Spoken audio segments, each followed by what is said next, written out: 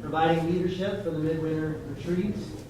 And I'm grateful to all of your parents and pastors and other adults who did whatever they needed to do to get you here this weekend.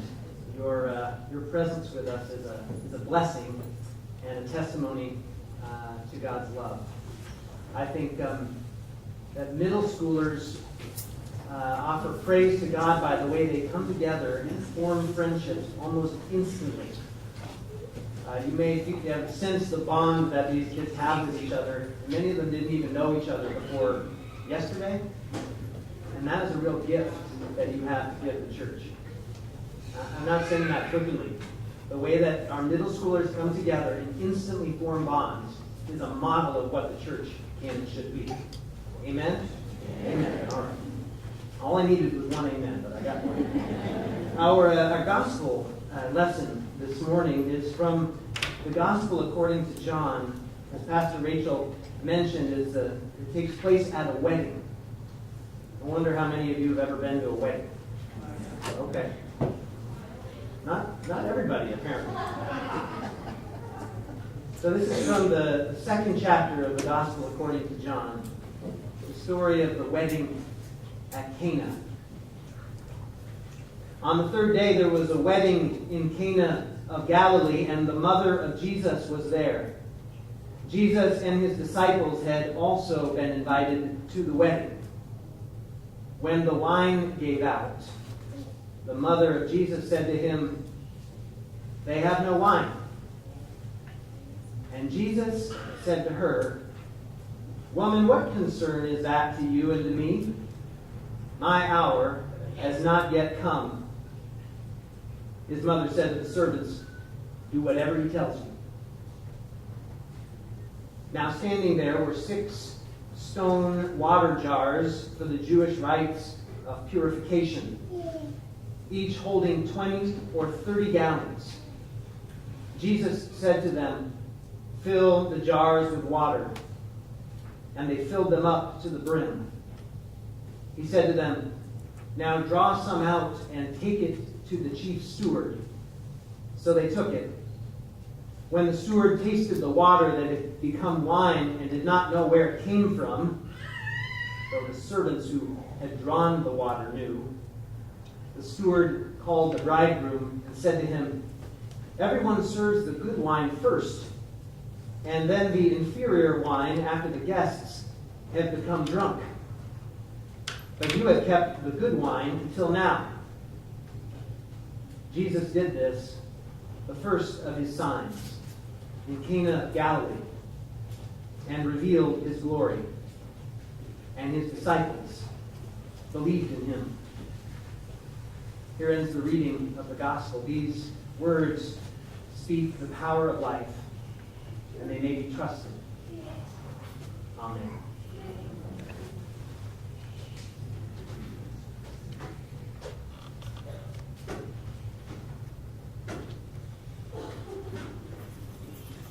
Reverend Plogger, I don't know if you feel this way, or any other pastors who are in the room, but so often, given the choice between a memorial service and a wedding, I much prefer the memorial service. Why? Think about it, in case you haven't before. At a wedding, there is really one emotion that everybody should have. You'd better be happy for the couple, or you shouldn't be there. At a memorial service, the whole work of a memorial service is to invite the full range of emotions. There is laughter, there are tears, there's anger, there's confusion, there's celebration, there are questions, there are stories. The full panorama of life is meant to be shared at the memorial service, but at the wedding, let us all be happy for the happy couple. Having done a good number of weddings in my ministry so far, I have some stories. There is one in particular that I'm thinking about right now, and it proves that just about anything could happen. You see, the wedding was over, And we all made our way to the reception hall, which was not at the same place. So we all got in our cars, drove to the reception hall. It was a brand new reception hall. It had all the bells and whistles. All of the guests walked in, and you know what? There was no electricity. The party was all ready to start, and there was no power on in the entire building. A brand new, fresh building. You could still smell the paint. And there was no power.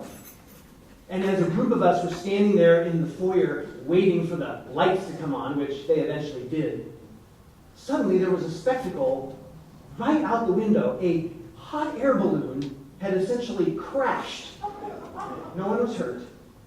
But it had come down with a thud, and it was losing all of its air, and the balloon was falling down, and we thought, this is bizarre. This wedding reception was not off to a good start.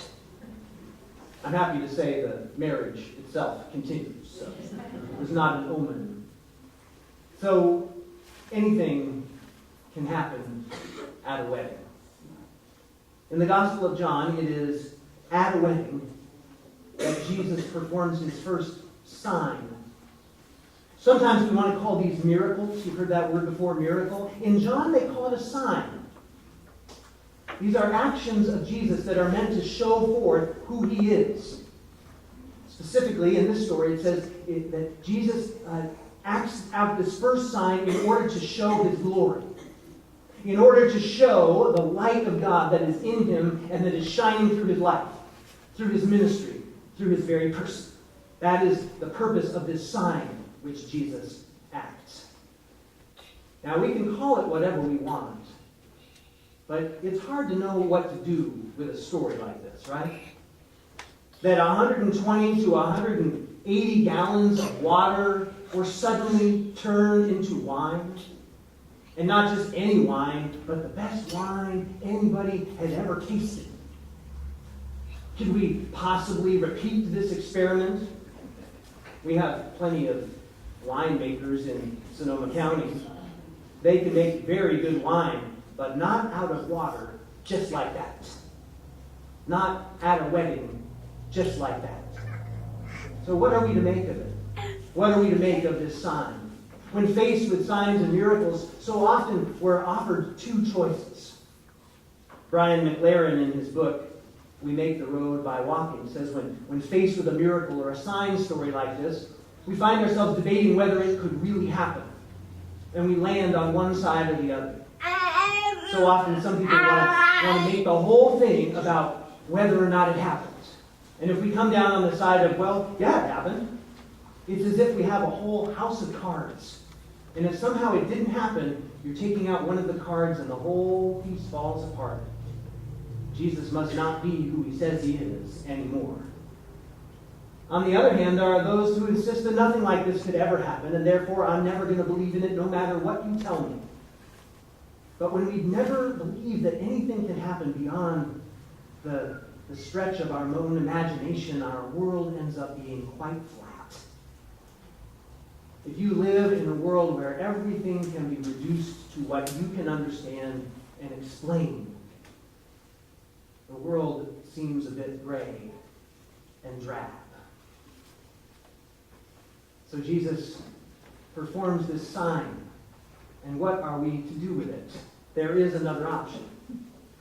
What is the meaning to which the sign is pointing? Not only the meaning then, but what is the meaning now for us in our time? Brian McLaren asks, how is our own life like a wedding celebration where the wine has just run out? Where the lights will not come on? Where a hot air balloon has just crashed outside the window?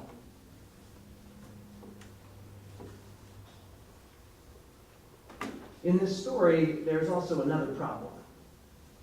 And the problem is this seeming delay of Jesus' response.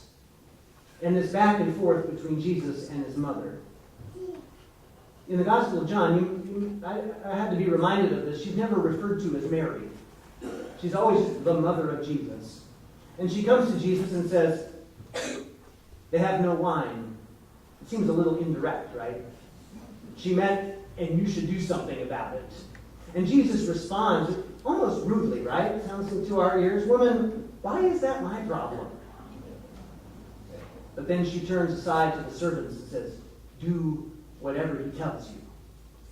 In other words, she has a sense that something is about to happen in and through the life of her son that which will make a difference for this wedding and will make a difference for the world. But Jesus delays. Jesus delays. What do we do with that delay? I think it's what Langston Hughes called in his poem, a dream deferred. And on this weekend, of all weekends out of the year, we talk about dreams. Not just any dream, but the dream of Reverend Dr. Martin Luther King Jr., a dream that we have yet to fulfill, a dream that is still deferred. And what do we do with this delay, with this seeming reluctance on the part of Jesus to act?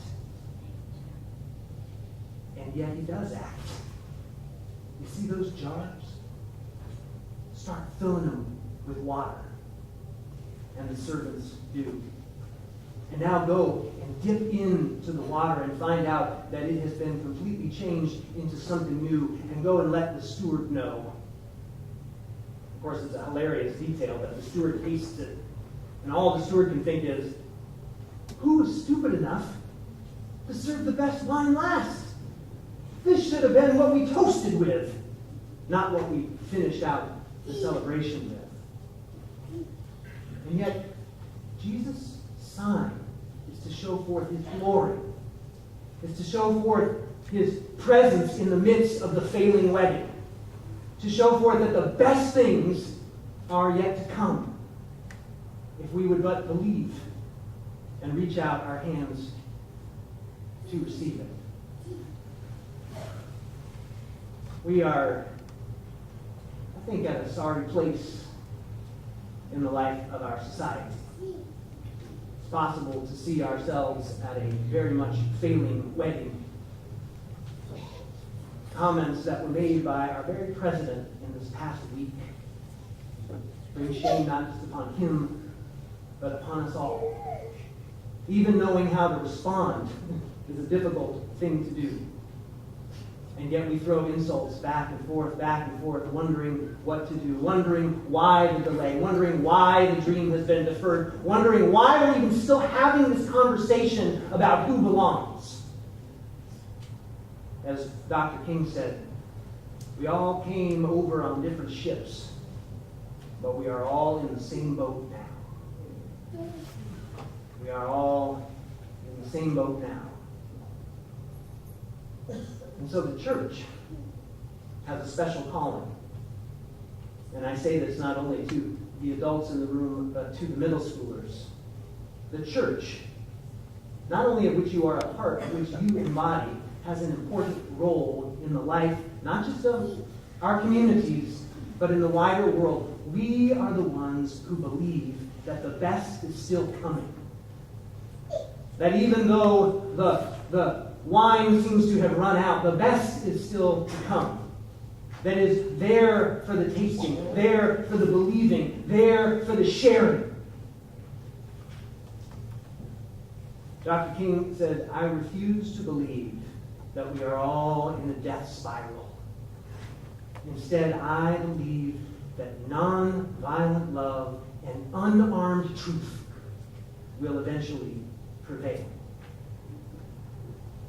And so on this weekend, presented with this story of impossibility, that is the question that poses itself to us once again.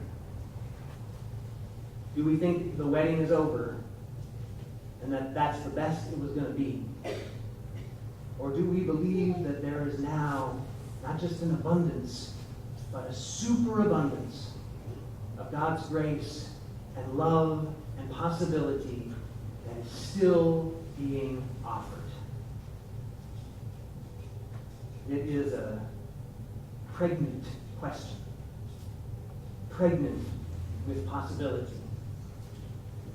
And it is as if the whole creation is holding its breath, waiting for the church to answer.